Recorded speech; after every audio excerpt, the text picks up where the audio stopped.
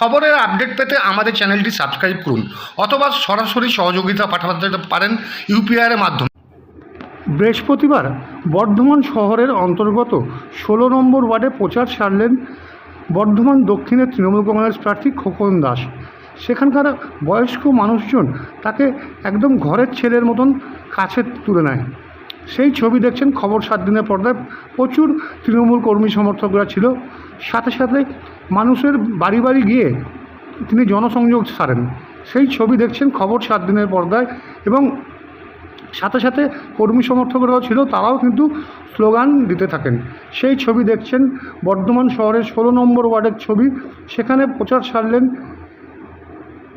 বর্ধমান দক্ষিণের তৃণমূল কংগ্রেস প্রার্থী খোকন দাস এবং সেখানে বাড়ি বাড়ি জনসংযোগ সারেন তিনি এবং প্রচুর মানুষের সাড়া সেখানে পান।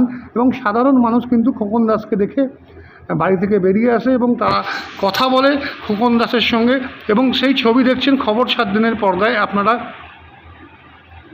আরও একবার জানিয়ে রাখবো, বৃহস্পতিবার সকালে বর্ধমান শহরের 16 নম্বর ওয়ার্ডে জনসংযোগ সারলেন তৃণমূল কংগ্রেস প্রার্থী খোকন দাস। সেই ছবি দেখছেন খবর 7 দিনের পর্দায়। আমাকে একটু আগে যেতে দাও। মাইক আছে।